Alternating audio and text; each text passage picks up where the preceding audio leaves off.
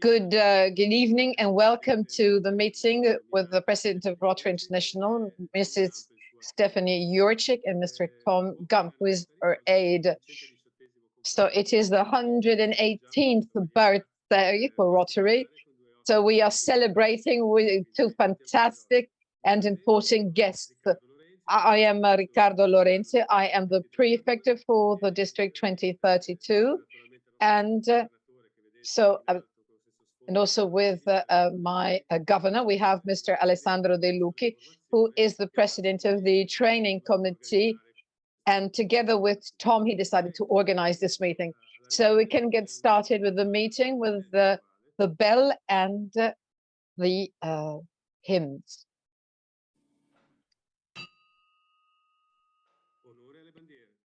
Honor to the flags.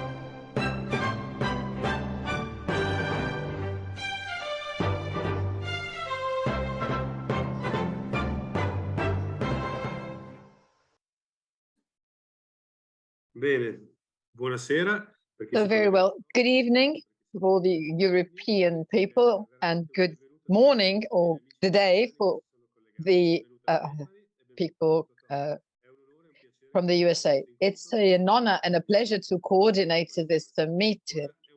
It is a very delicate moment for a prefect because, of course, I should not forget anybody in my greetings and in my welcoming speech, but to cut a long story short, I would like to say hello to everybody, obviously excepting Mr. Viale, our past director, and also Mr. Orlandini, who is our past district governor, and also Mr. Remo Gattiglia, and everybody else, and Mr. Natale Spinetto, who is our nominee for the 2024 and 2025 here. So good evening to all of you. So to all the PDGs, to all the Rotarian authorities who are here tonight. This will be divided in two parts. First of all, we're going to have Stephanie's and Tom's presentation, changing the culture of your clubs.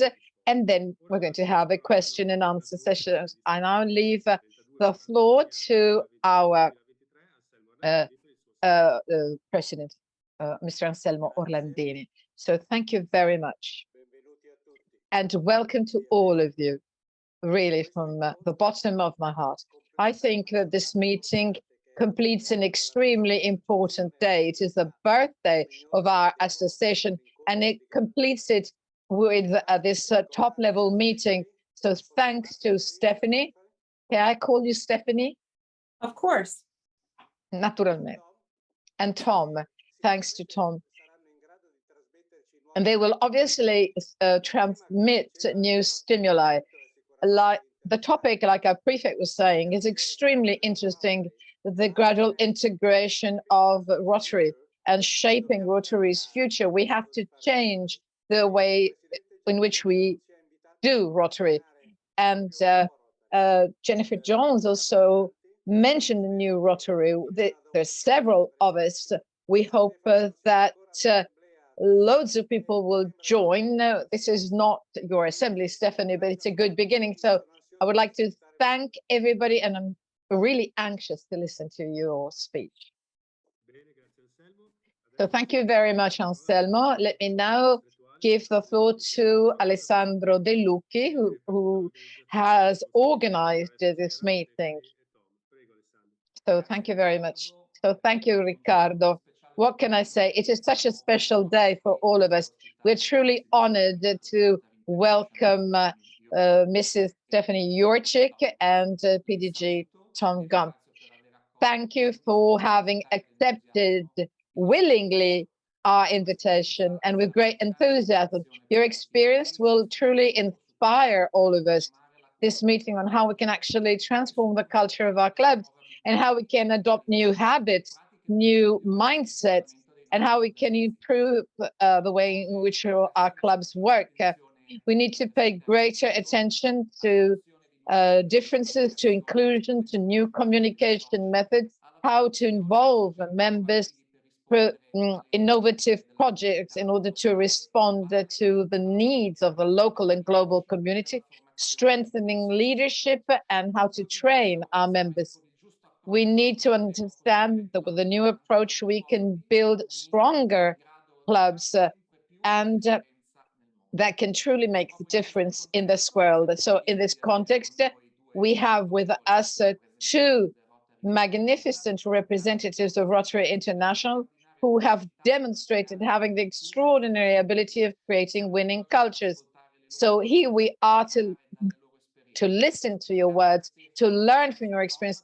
Thank you, Stephanie, and thank you, Tom, for wanting to share with us your knowledge and your experiences.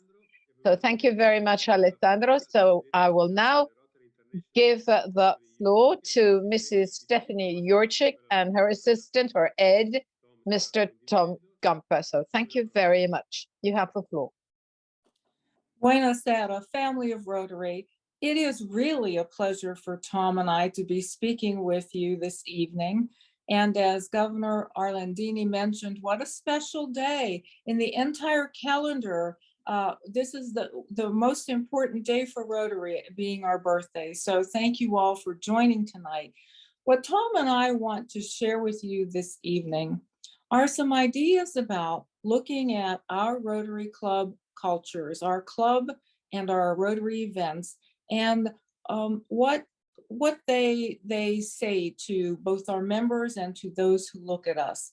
Let's start with the very important question, what is culture? Well, put very simply, it's the way we do things around here. It's a compilation of all of the behaviors and the attitudes of your club members. Now, if your club is running smoothly, if you're experiencing growth, if you have activity in all the areas of service and all the focus areas, if your club is getting grants approved and you're doing lots of service, then your culture is a strength area. And that's a good thing. That means that your club culture is irresistible. Keep it that way. But if you find that your club has declined in one or more of those areas that I mentioned, it may mean that it's time for your club to take a look at itself, and perhaps there's something that needs to change, something that can be shifted or transformed. Let us do a little exercise. On the screen, you see there is a lady with her arms crossed. What I'd like you to do is the same thing, cross your arms. Now, when you did that, some of you put your left arm over your right arm, and some put your right arm over your left arm. So whatever you did, switch it, do it differently. So Tom, how did that feel when I asked you to do it differently? Well, Stephanie, it felt a bit uncomfortable. Very much like when my lovely wife makes me take yoga class.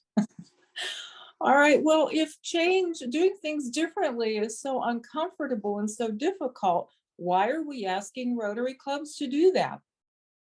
Well, it turns out that the studies we have done over the last few years show that the #1 reason people leave their Rotary club, and they don't leave Rotary International, they're leaving a club, but the reason they do it is because they don't feel comfortable with their club's culture. So the reason we're suggesting club transformation then is a simple one. We want more Rotarians to stay in Rotary, and we want more Rotarians to be attracted to Rotary. Next slide, Tom.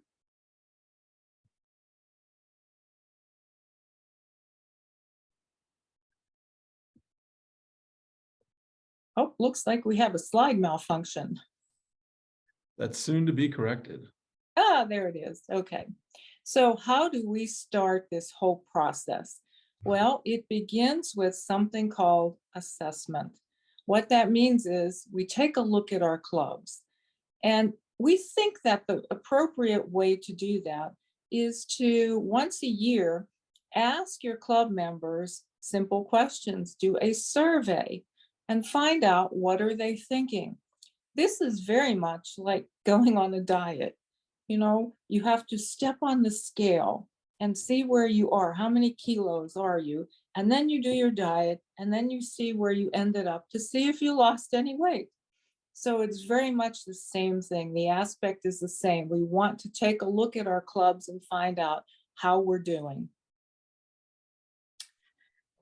So when you do assessments, something important will happen. You'll find out if the culture needs to be changed. It might be okay, which is perfect. But you'll also find out why it needs to be changed. And then you'll figure out from your club members directions, how to change the things that have shown up as areas that can transform. And there are different types of assessments. Tom, do you want to talk about them? Absolutely. You know, so many times, Stephanie, when we talk about change, people see it as something that's going to be difficult. And really, this is not a difficult process. When it comes to assessments, there are all different types of assessments.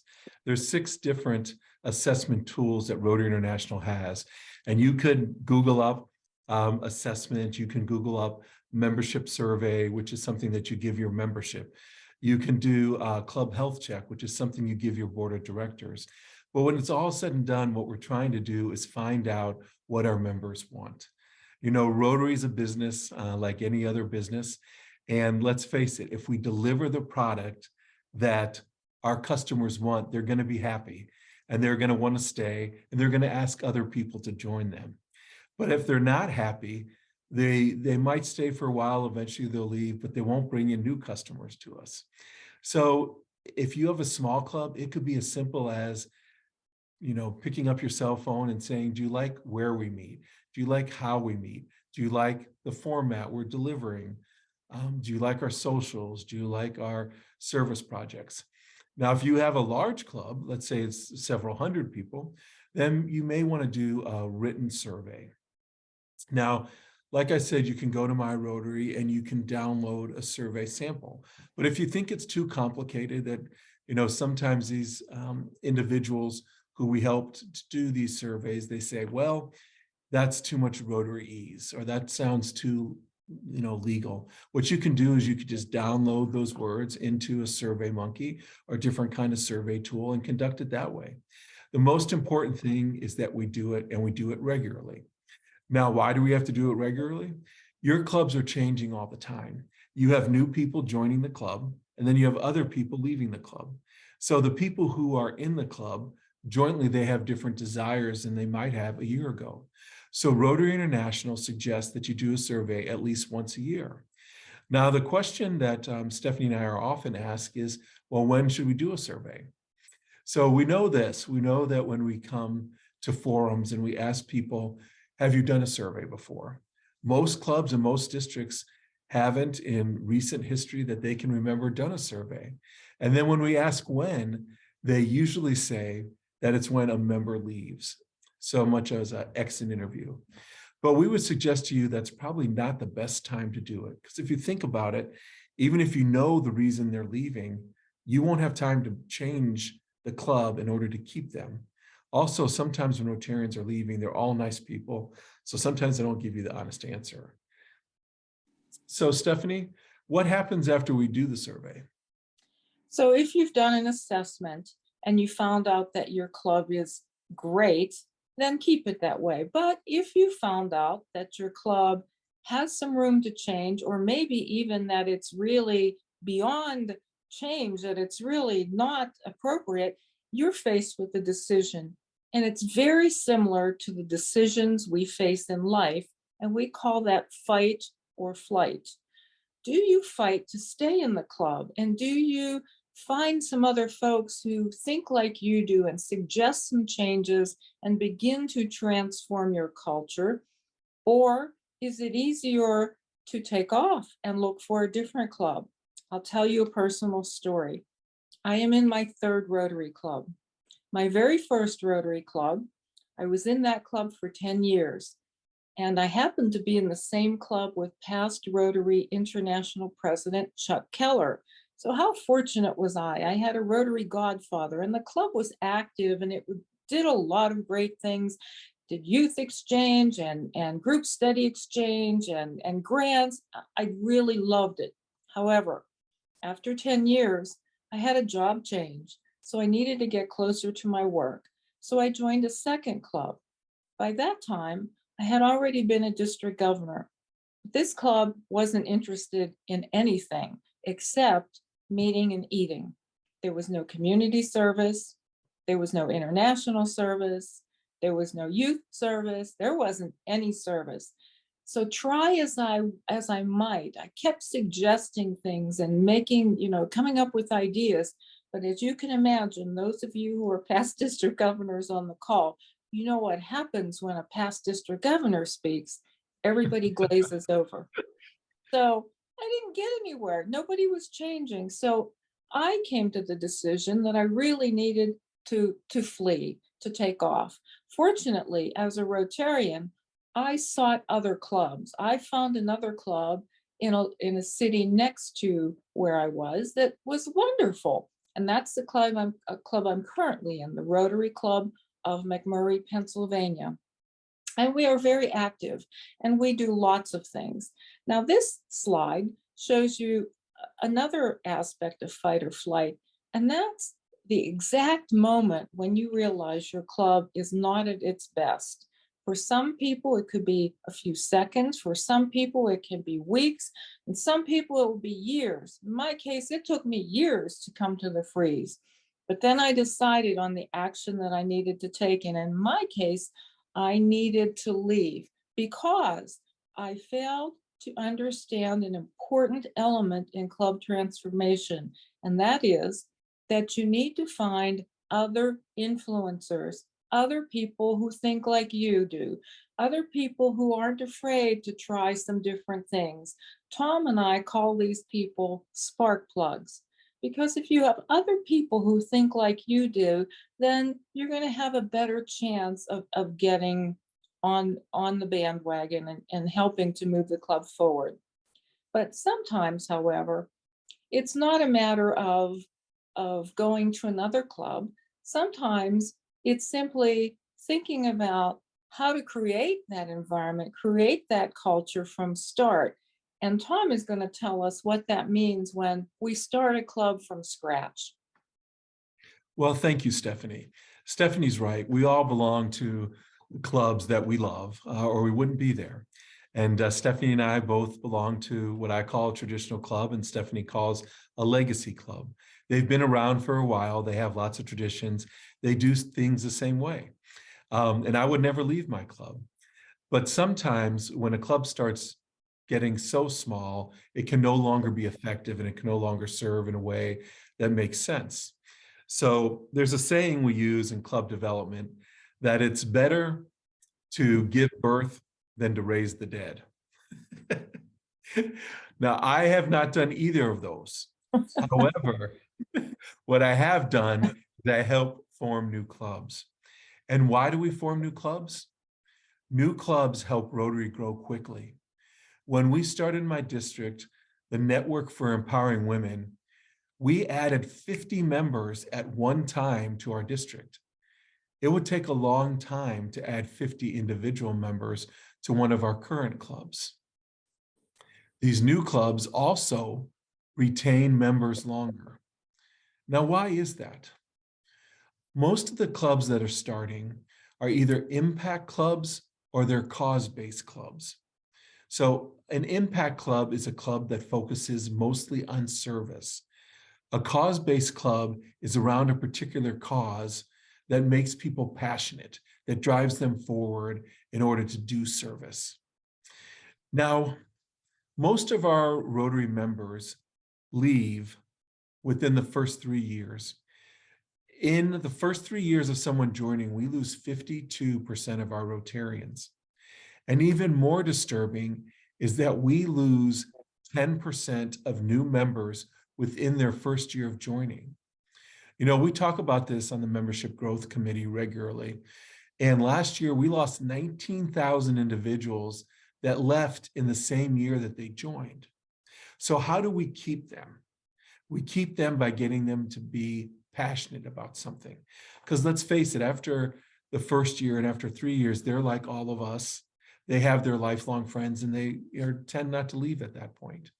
But the new members, if those clubs are formed around a cause, such as the veterans, serving veterans, or working to end human trafficking, then those individuals have that passion and cause, and they get a longer time to stay around and get passionate about Rotary as well.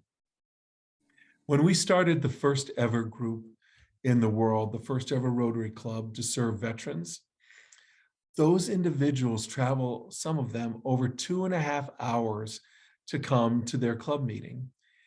In our traditional clubs, most people either live or work within a short driving distance of their club. But these new clubs, it's different. They drive further because they want to be with those people who are similarly minded and want to serve like they want to serve. Also, these new clubs, they attract younger and more diverse members.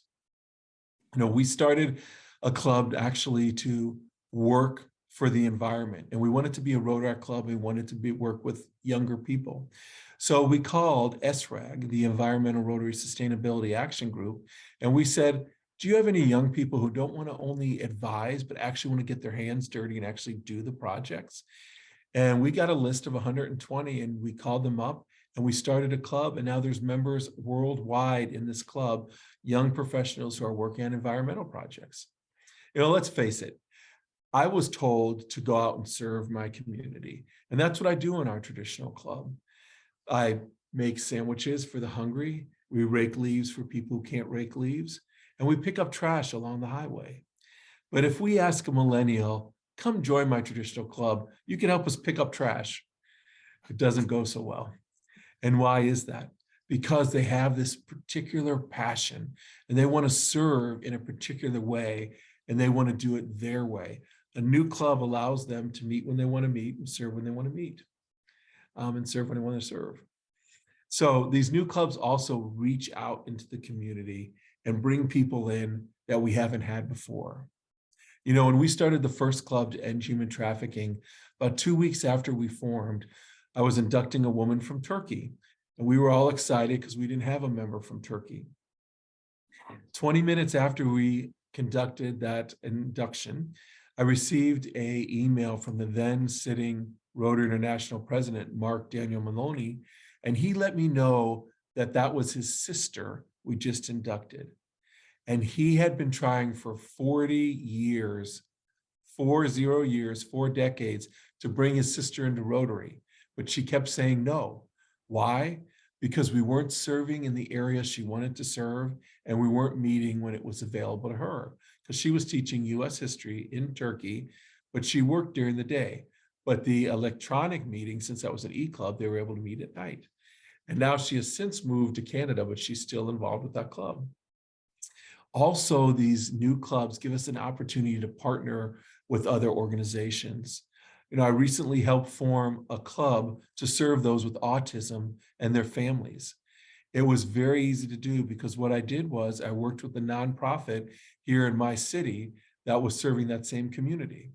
And it's so interesting because there were all these family members who wanted to do something. And yes, they were paying for services for their siblings and for their sons and daughters, but they didn't have a way to actively participate. And now they do. So Stephanie, you know, what happens after we start a new club or we invigorate our old club? Well, the thing that we want to remember is that it's very important for us to get something called buy-in. And actually, buy-in actually starts with the first step when I talked about assessment. Buy-in is when you give every member in the club an opportunity to contribute to the decision-making process. And buy-in is important because two things happen. First of all, you get a lot of great information. If you ask your club members, what do you think about our club and what's going on, you're going to get a lot of information. But the second thing that happens is that you give them an opportunity to be heard. Even if you don't use a single idea or suggestion from that particular member, the fact that you gave the member an opportunity to participate is what creates the buy-in. So you want to involve them in every conversation. You know, one of the things that we do regularly with clubs in my district is ask the members not only about their clubs, but we ask them to look at the action plan, Rotary's action plan that has the 4 priorities that move us into the future. It talks about increasing our impact, about expanding our reach, about engaging our members, enhancing that, and then looking at adapting. So we ask our members to talk about what does that mean locally. So every club has a different way to look at it because every club is different. Rotary in Italy is very different than Rotary in the United States and very different than Rotary in Africa and Rotary in Canada.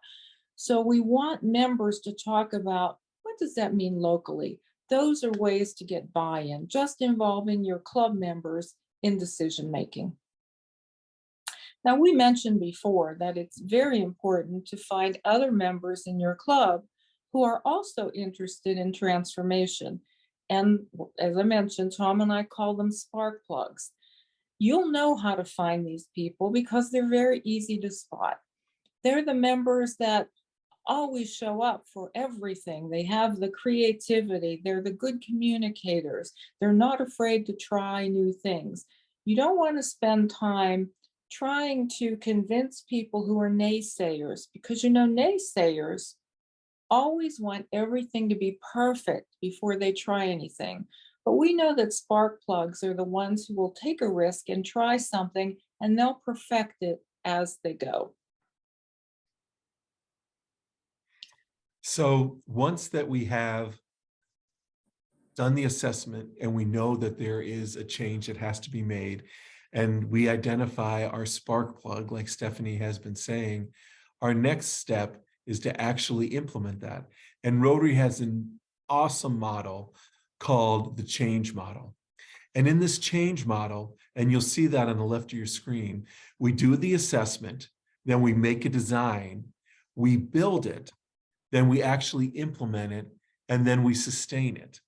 And then what do? Well, after we get a good going club, Stephanie, how many clubs have you seen that have at one time 400 members, but then it goes down to 40 members? Is that common? Far too many, far too many. And the reason we think this happens is because people get complacent.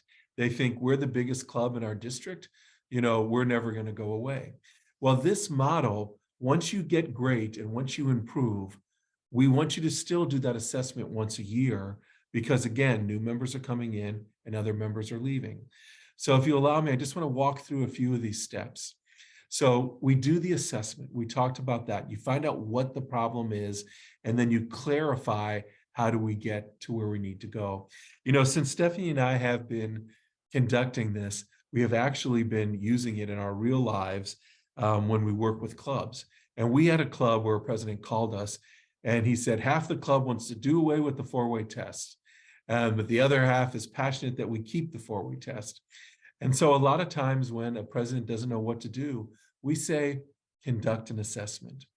And we did that in that case. And what it showed us is that there were only 2 members out of the 20 members that wanted to do away with the four-way test. They just happened to be the most vocal members in the club. So doing that assessment can help you clarify how many people want to move in a certain direction, and also what they want to be. You cannot move forward with the process and be successful with it. And Stephanie will tell you later that you got to get people together on it, but you also have to point the picture and paint the picture so they know what to do. Then you design the change. So you did the assessment, you have the picture. This is what we want to be as a club. We want to have more fundraising. We want to have more service projects. We want to be more welcoming when people come. Then this is where you decide how you're going to get there and what tools you need to get there. Let's say that we live in my area, we have what we call snowbirds. They live here during the nice spring and summer months and fall, but then they go somewhere else. I'm in the middle of the US near the Canadian border, but they go to Florida or Texas where it's warmer. Well, maybe some clubs will decide, hey, we need to keep those people here by doing videos and by having hybrid meetings. So what do we need to do? We need to design something. What tools are required? We may need technology. We may need a mixing board. We may need an OWL camera. Then after we painted the picture, we've designed it, then we actually have to build it. Now, the most important part of the build process is coming up with the communications plan. You need to be able to tell the individuals in your club or in your district, we're making this change and this is why. Now, if it turns out that you start building this and you're getting a lot of pushback, instead of going forward and being unsuccessful, maybe we go back to the design committee, design phase. So maybe in my example where we're designing a hybrid club, maybe we're in person twice a month, but so many people didn't want to have in person that we do hybrid twice a month. Or maybe we just redesign it to get more input, and you could do another survey at that point. Then after we've built it, then it's the time to implement it. Now, the most important thing when you're implementing the new idea is to make sure that you care about the individual members that are currently in your club. Stephanie, can you tell them the story about Byron? Yes, absolutely. You know, in my very first club, there was a gentleman by the name of Byron, and he had been the treasurer of that club for 34 years. Now, what is wrong with that picture? You know, as a club, we should have said, Byron, you're doing such a great job. Why don't you create a manual and let's get somebody else to come in. Create a manual so that they know how to become treasurer. And let's have you chair our gala or our golf outing or our flag project. So that was our fault as a group of leaders in that club that we didn't spot that and look at that and say, you know, we should change this and give more people an opportunity for leadership. Stephanie and I were meeting with a group of PDGs as part of their fellowship, the PDG fellowship this morning. And someone asked, well, who are you targeting to bring into Rotary? And, you know, Stephanie was very good to answer yes and yes and yes. We're not targeting just new members. We're not targeting just old members. We're not targeting just young members.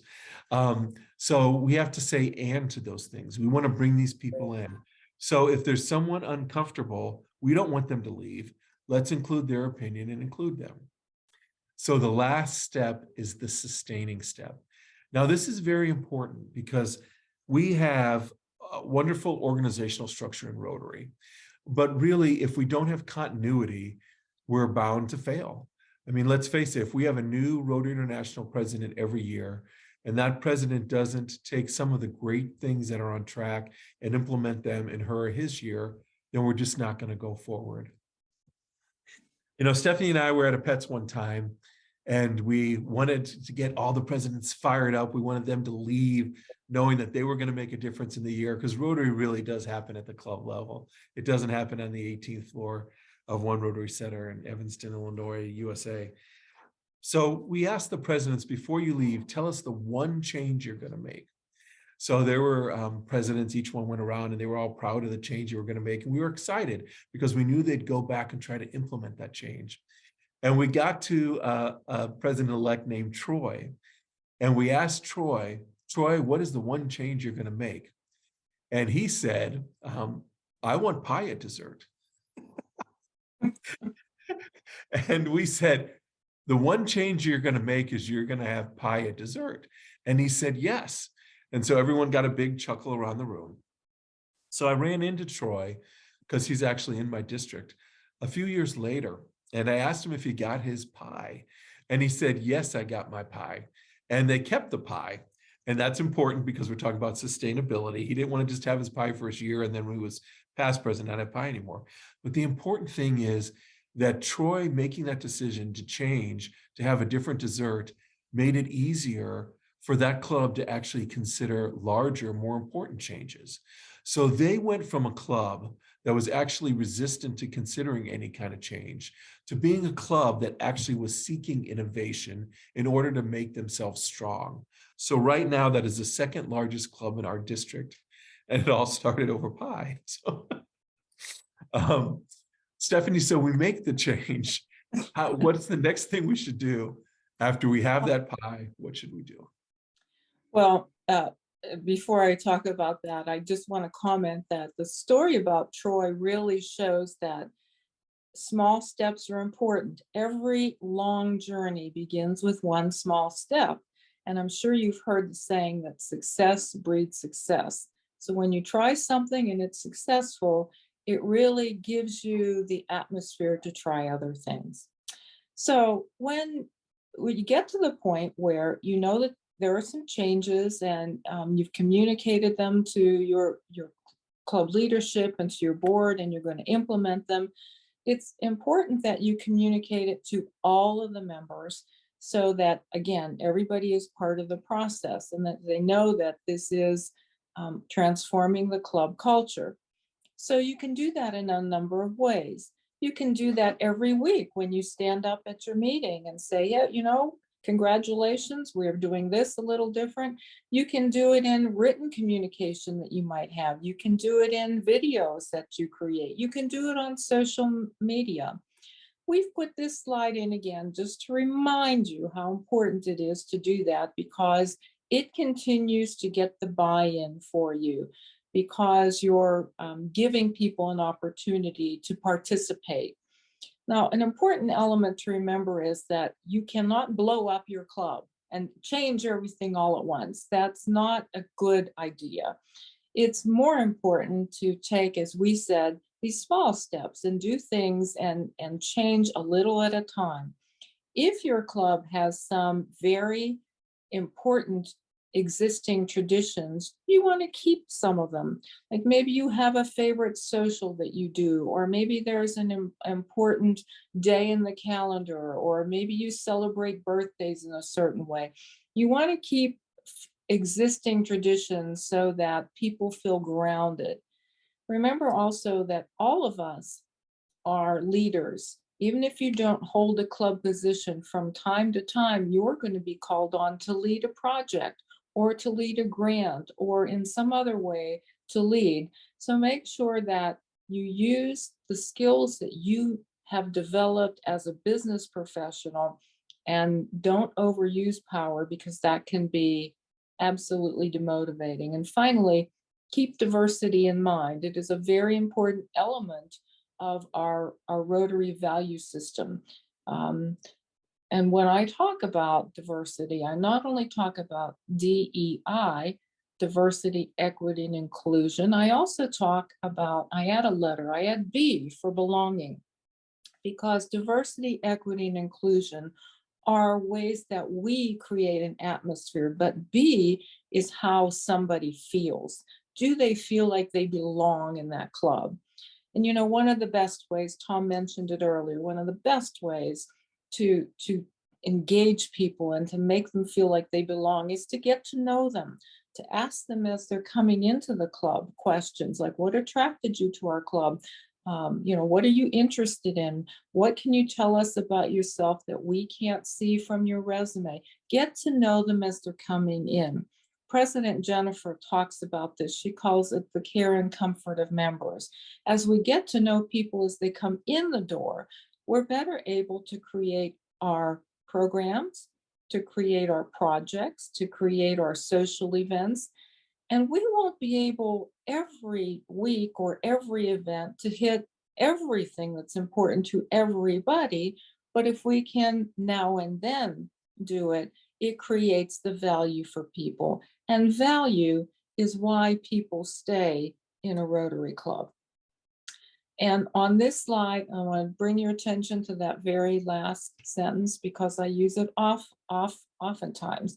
Active clubs are the attractive clubs. If your club is active and doing things, that's what your community will see. That's what young professionals will see. That's what other people who are not currently in Rotary will see. So make sure that your club is being active.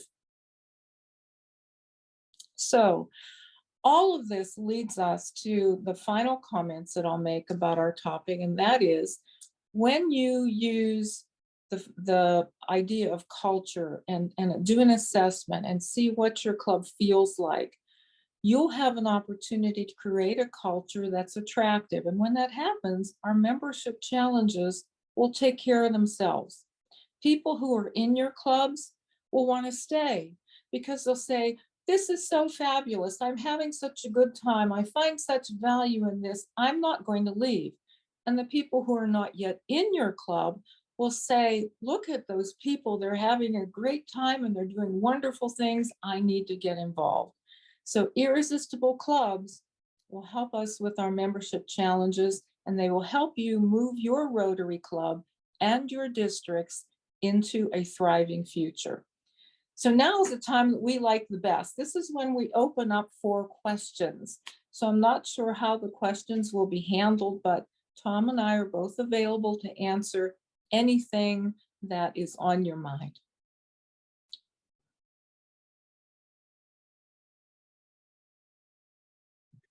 Bene, grazie Stephanie, grazie Thank Tom. you very much, Stephanie and Tom.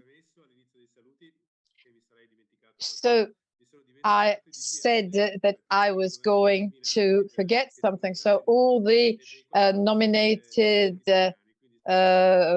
presidents from the 14 Italian districts. I have seen in the chat that if Tom and Stephanie allow us, we're going to give the slides to all of the. Do you want to share your slides with all of them? Of course, of course. Allora passiamo. Grazie. Allora passiamo alle domande. So let us now move on to the questions. We have received a few.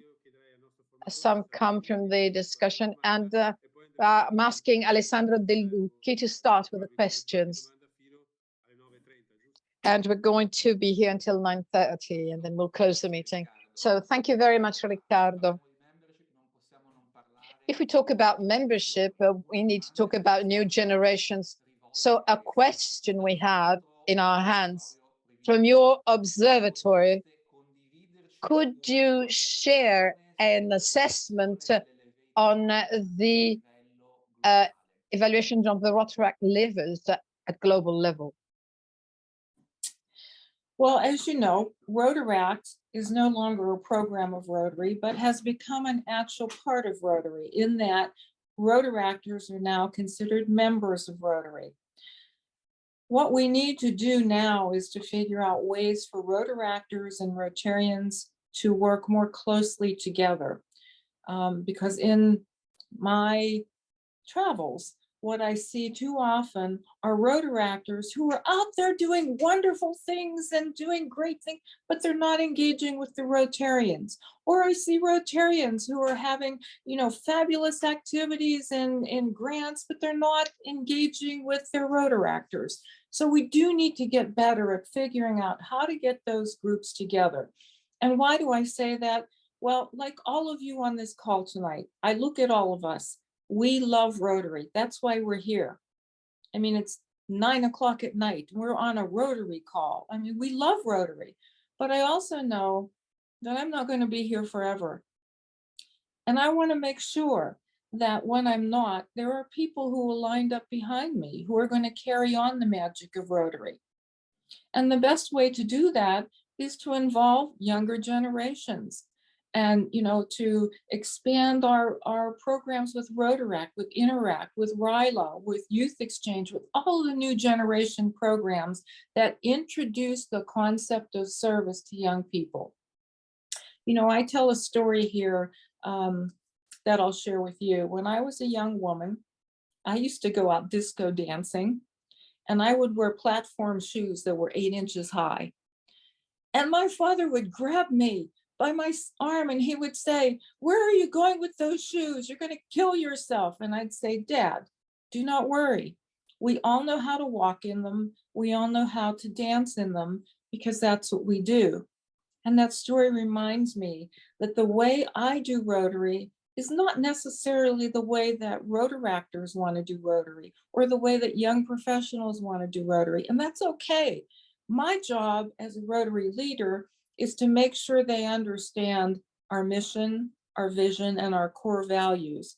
And as long as they are delivering on the Rotary core values, they'll do it their way, and that's completely okay. So from my perspective, we need to just get a little better at integrating the way that Rotarians and Rotaractors work together. Tom, do you have any comment to add to that? Yes, I would like to see a picture of those shoes, please. I'm sure there's one someplace.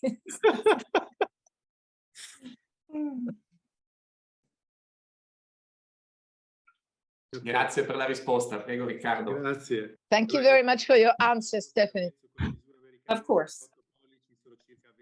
So 8 inches is 20 centimeters in Yeah, our yeah. measures Big, around big. the side of the globe.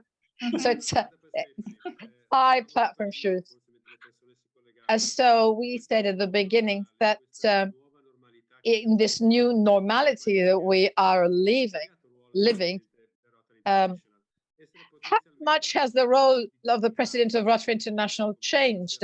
Because you are the president of all the clubs, all of us.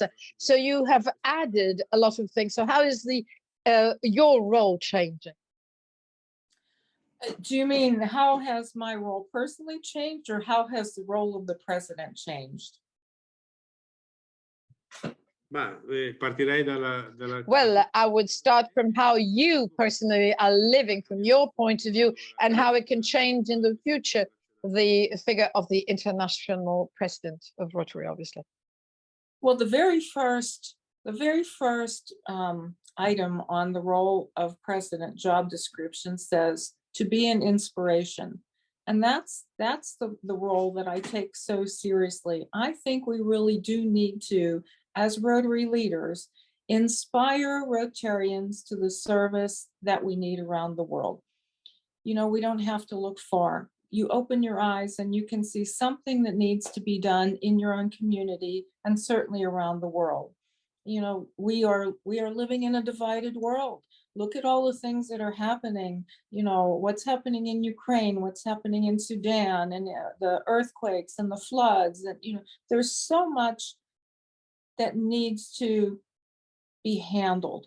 And as Rotarians, that's what we do. I mean, think about our vision statement. It says, together we unite and create lasting change around the globe and in our communities and in ourselves. That's what we do. It's in our DNA. I've been in Rotary over 30 years, and I can't imagine my life without Rotary. early in my career as a Rotarian, I was doing lots of service because that's, what kept me in Rotary. I wasn't attracted to Rotary initially. I was like Paul Harris. I was looking for the fellowship because I had become divorced. And when you're married, you do married things together. You go to dinner together, you go to movies together, you go on vacation together, and suddenly I had big blocks of time. So when somebody invited me to Rotary, I thought, well, this would be a great place to meet more people and, use my time. So initially, it was fellowship for me, just like Paul Harris. But as I got involved in that club and saw how much service they were doing and the ways they were impacting the community, I said, this is really fantastic.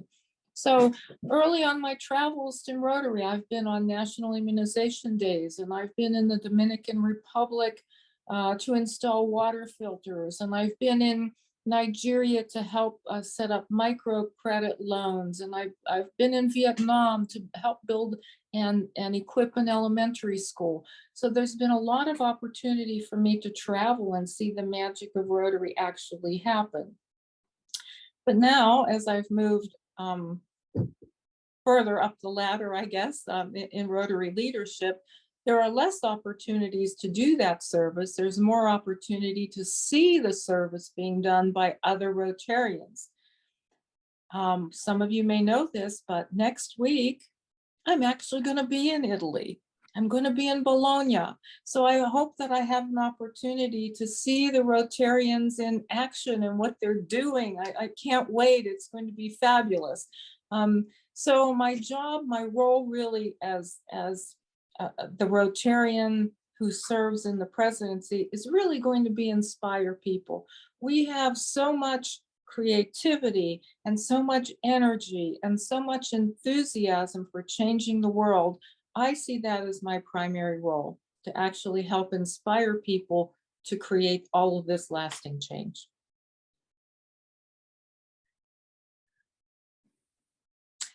And the second part Grazie Stefani. Passo la parola. Scusa.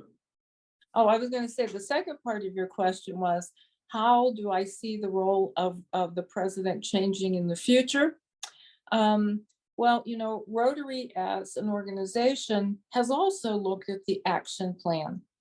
And so, as you know, that very last priority about adapting also is a way for us to look at our governance.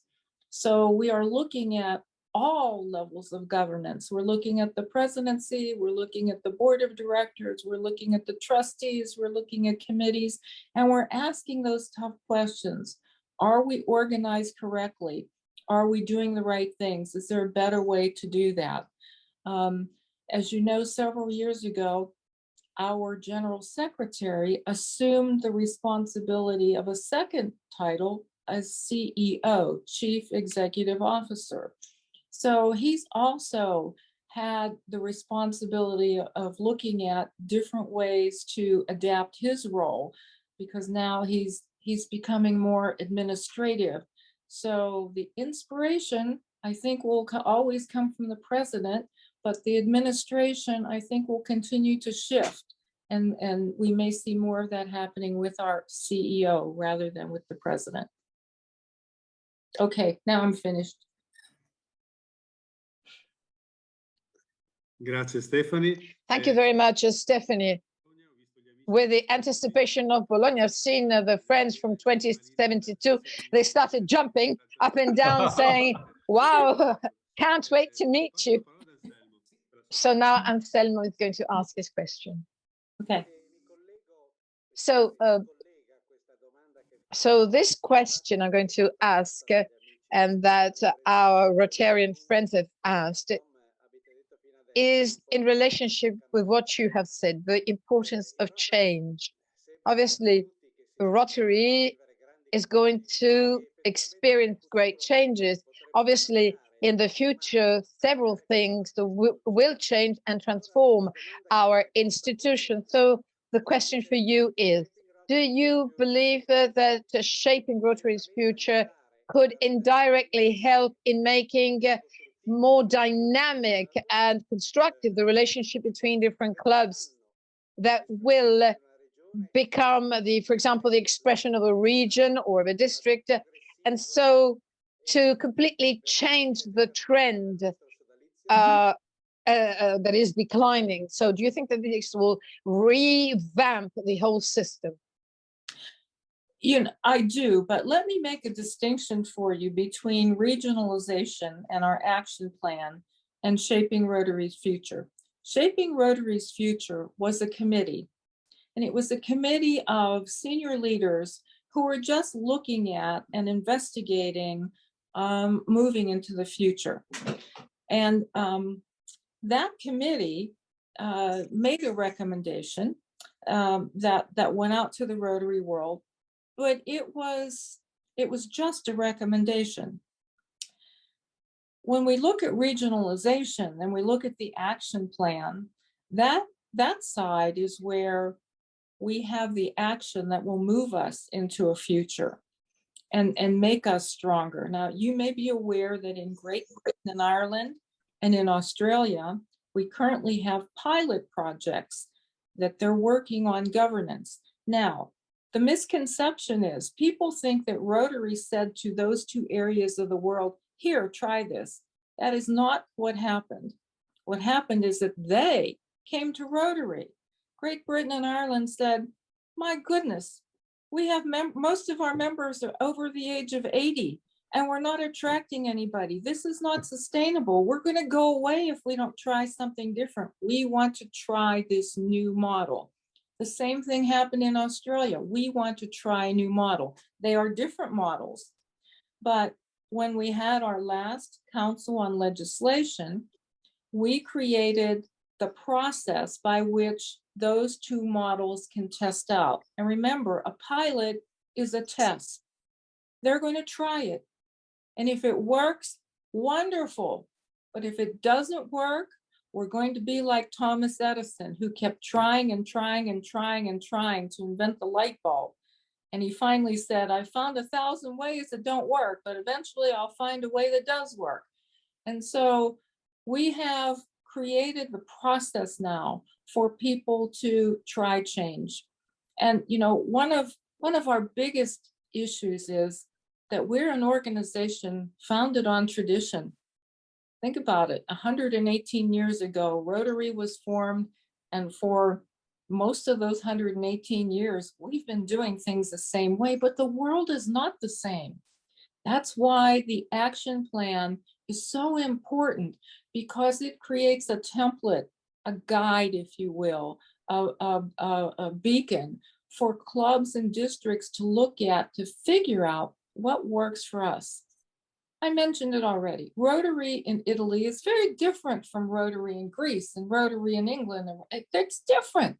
So we have to allow Rotarians where they are to come up with the ways that will work best. That's what the action plan is allowing us to do. That's what's going to move us into the future. And yes, it is about change.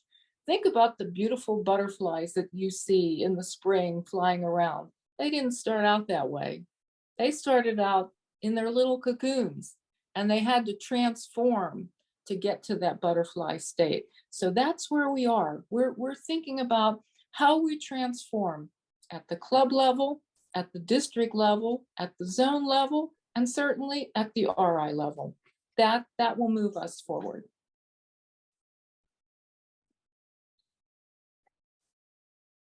Grazie. Thank you very much, Stephanie. Thank you so much. Another question. So for both Tom and Stephanie, what are the experiences that you have matured within your own club so that you think you can transform into something useful as president of Rotary International, and obviously as aide to the president? All right, Tom, you start with that one, because I've been doing all the talking. Absolutely, I'd be glad to start with that. And if it's okay, I'm going to wrap in President-elect Sapatoni's question. It's interesting. I'm preparing, as Stephanie is, for a bunch of different president-elect training seminars around the world to talk to our president-elects. And Stephanie and I both think that Rotary happens at the club level. And so she has been helping me put together a PowerPoint where we came up with what are the 6 things, because people only remember 6 things that you can do as a president to make a difference. And we came up with an acronym, ASPIRE, and one of those letters stands for, as a president, and this is the president-elect's question. In your experience, quote, in your experience, how do you find the right balance as president of the Rotary Club, end quote. It is so important that we take Rotary to the people and that we don't mandate too many things. You know, I loved when I was president, it was one of the best jobs I had in Rotary. Why? Because I was able to incorporate the rest of my life into Rotary. So I actually asked people from my church to join. I asked my neighbors to join. I asked my friends to join. And every week when I'd see more people out there, some joining, some just visiting, I had a smile on my face because I was sharing that. I think the worst thing you could do as a president is to not have faith and not trust in other people to help you. I tell you, I've formed a lot of different clubs over the years. And I remember one club, it was in Connecticut, and we had a president and she was just great at bringing in new members. And she was pretty good at bringing in speakers, and she was pretty good at doing the newsletter.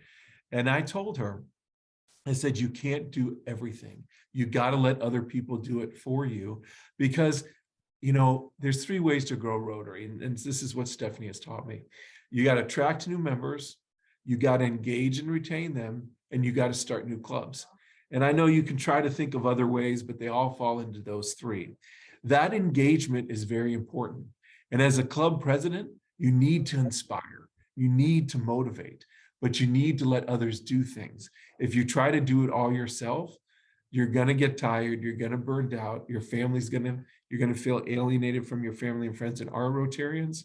So please trust in others to help let you out. And I think we need to do that at every level of Rotary. Thank you. Wow, Tom said a lot there. Let me just add that one thing that we need to keep in mind at all levels of Rotary is the order of things in our life. Tom mentioned balance. Remember that our family and our faith comes first, and then work, and then Rotary. So don't ever think that when it comes to Rotary that you have to do everything all at once and, you know, be everything to everybody, as Tom mentioned, because you don't. What's most important is your family and your faith, and then your work, and then Rotary. If you follow that plan, then I think the work-life balance and the family balance, you know, remains. So that to me is really what's important. And in terms of change and the experience, I have new experiences with Rotary every day. Probably the most recent experience that makes me a believer that we can change as an organization is when my own club elected to start an impact group. Tom mentioned them, an impact group of young and other people, all generations. They are members of my club, but they don't come to any meetings. They go out and do service twice a month. That's what they're all about. They don't want to come to meetings, or they can't come to meetings because of their jobs. So when we inducted them, on the night we inducted them, my club went from 40 members to 55 in one night. You know how long it takes to get 15 members into a legacy club? They pay full dues. They are invited to our socials and they come. They're invited to our meetings, but they don't come to those. But they go out and they do service. Now we recognize that they don't get Rotary depth because they're not coming to meetings. So once every 6 weeks, we create a social event. We call it Beer and Pizza and Rotary Info. And so the last one we had, I talked to them about how Rotary is organized. I talked about being in a club, and then how a club is part of a district, and that becomes part of a zone. So every 6 weeks, we give them some information so that they begin to build that depth. But, you know, Rotary can change. And if you need any evidence, look at the membership figures that we have. For the first time in 6 years, we grew in membership. So it can be done. So all of those things lead me to believe that change is necessary, change is inevitable because of our society. Change is necessary because we want people to come into Rotary and be here to carry on as we go on. So change is real and change works.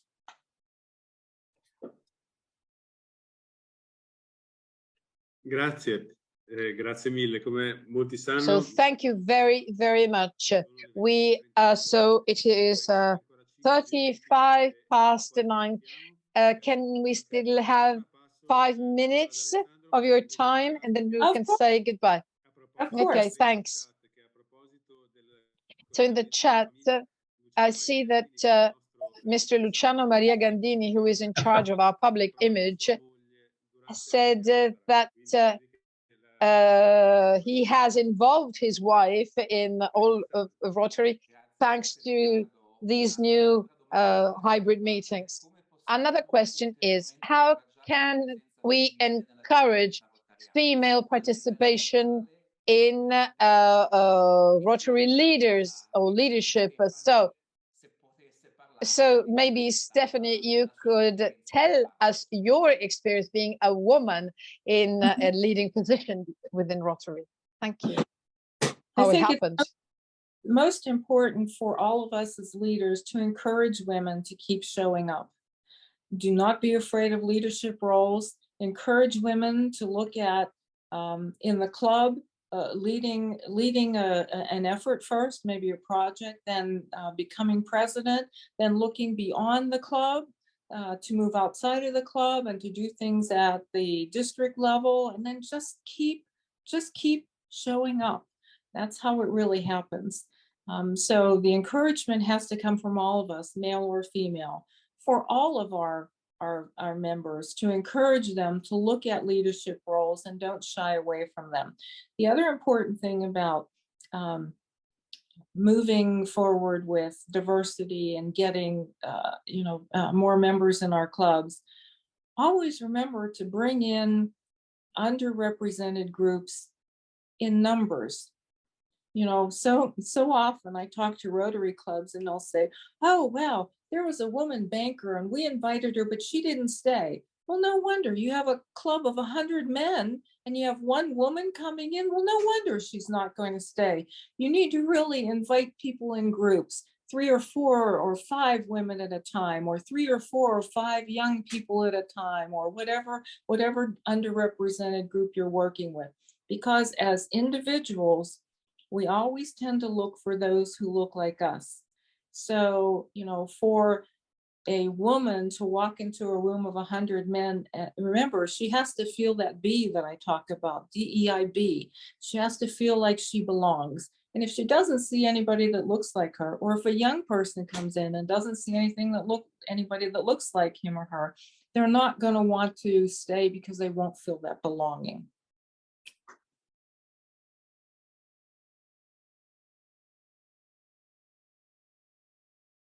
Grazie mille.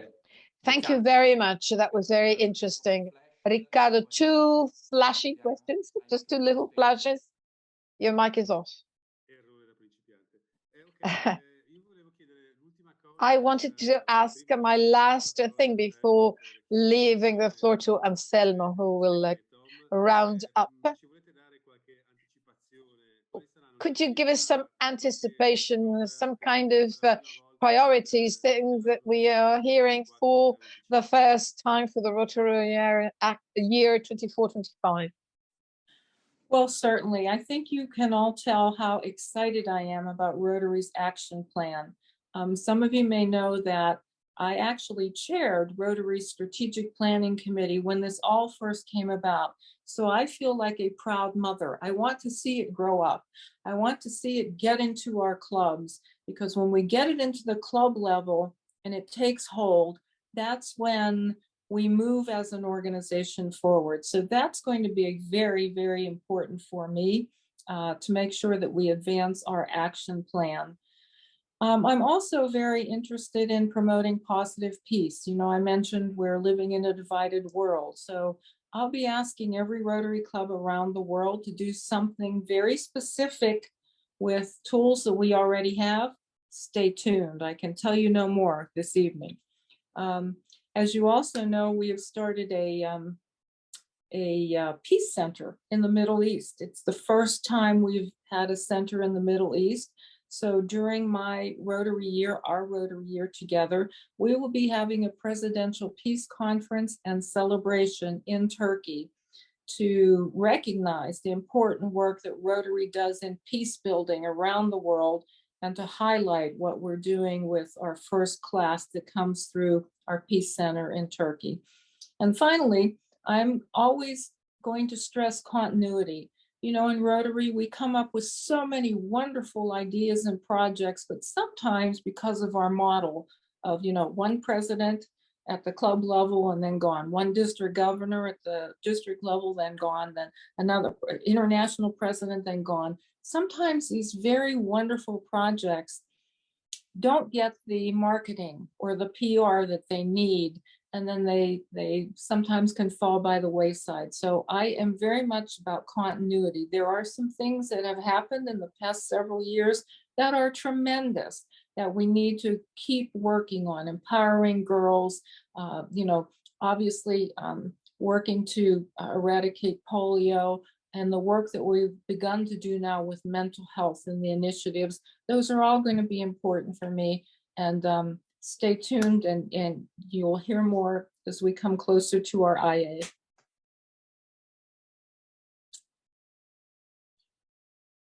Bene, grazie mille. Thank you very much. And before giving the floor to Anselmo, I would like to thank from the bottom of my heart both Stephanie and Tom. We're waiting for you in Italy, not just in Bologna. There's loads of other wonderful places for you to visit.